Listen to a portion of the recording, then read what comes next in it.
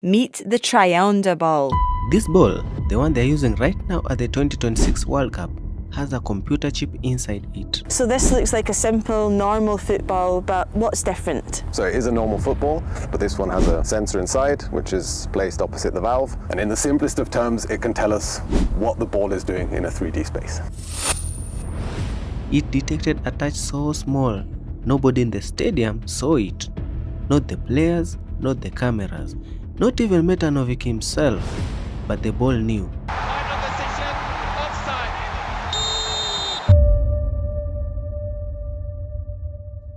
In 96 years ago, the World Cup final was almost stopped because two countries couldn't agree on which ball to use.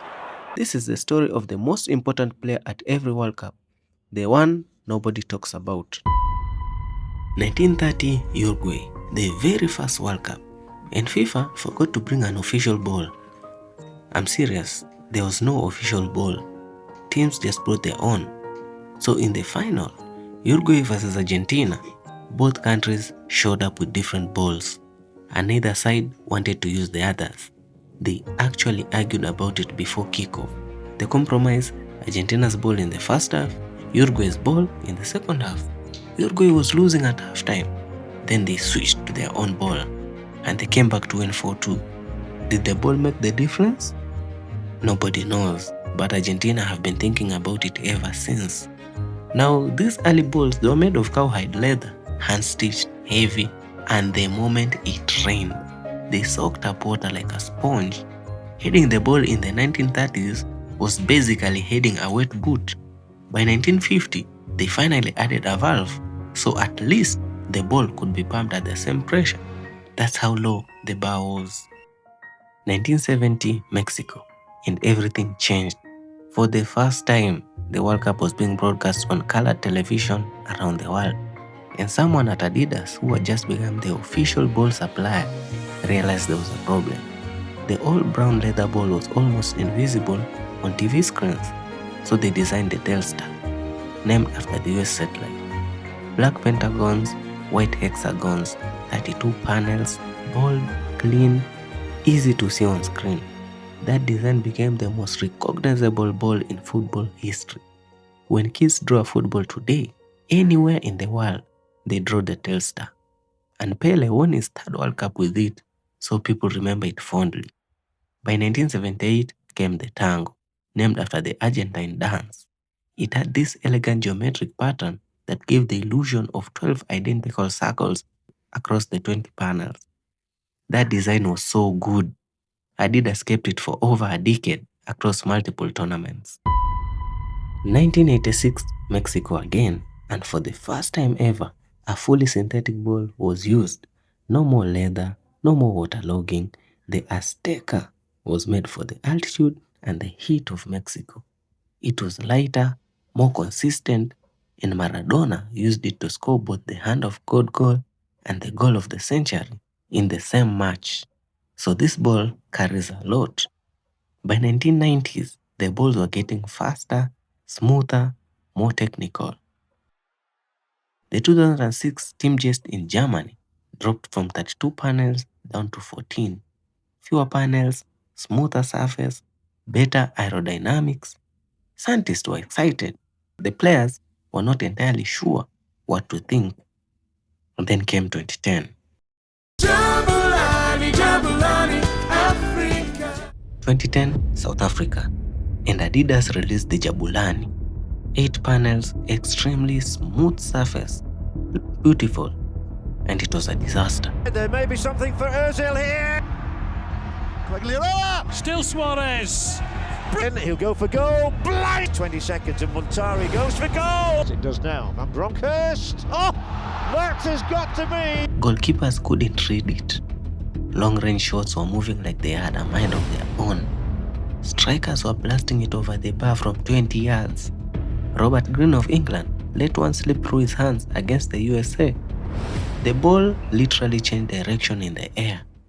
Players were openly complaining to journalists. Goalkeepers said it felt like trying to catch a beach ball.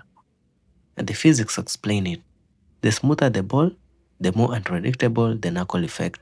It's got a much more a sort of smoother appearance, much more molded, I guess, than the standard ball. And also, it has these rims and these ridges all over it.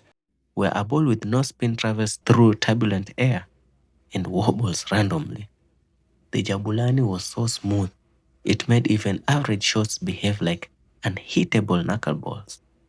It is still remembered as one of the most hated balls in the World Cup history. After the Jabulani chaos, Adidas listened. The 2014 Brazuca in Brazil went back to 6 panels and added more surface texture. Players loved it. The tournament was one of the most entertaining ever. Germany beat Brazil 7-1 in the semi-final with that ball. Not the ball's fault though.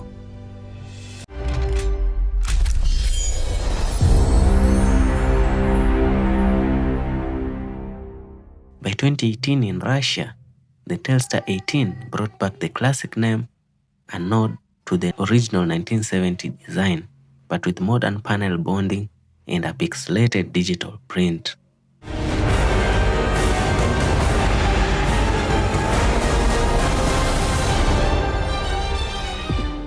Then 2022 Qatar, the Al-Rihla, meaning the journey in Arabic. 20 panels, inspired by the Qatari culture and the traditional door boats from the Gulf. And for the first time, a chip inside the ball, suspended in the center, tracking position data, helping the VAR system with the offside decisions. The technology was there, but it was just the beginning.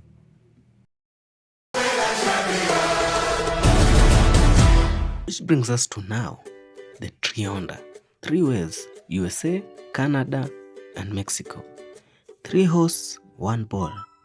The ball has 4 panels, the fewest ever in a World Cup ball. Each panel carries the symbol of the 3 nations, a star, a maple leaf, and an eagle. And the chip is no longer floating in the center, it's embedded inside one of the 4 panels, with counterweights on the other 3 to keep the balance. 500 times per second, it's sending data. Every touch, every kick, every moment the ball moves, the VAR knows.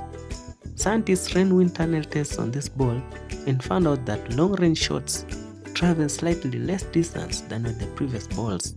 The rougher surface creates more drag at high speeds. So the Jabulani problem was knuckleball chaos on power shots. The Trionda's thing is that those same power shots may not carry as far as the players expect. Goalkeepers are happy. Long-range shooters are adjusting. From a wet leather ball that 2 countries argued over in 1930 to a smart sphere with a 500 Hz sensor that tells the referee exactly where it is at all times. 96 years of World Cups, 96 years of the ball evolving, and every single goal ever scored at a World Cup. Pele, Maradona, Ronaldo, Messi, Haaland, every single one of them went through a ball like this. The players get the glory, while the ball just keeps rolling. If you enjoyed this video, hit like and subscribe, because we have more stories like this coming very soon. Drop a comment below, and I will see you in the next one. Peace.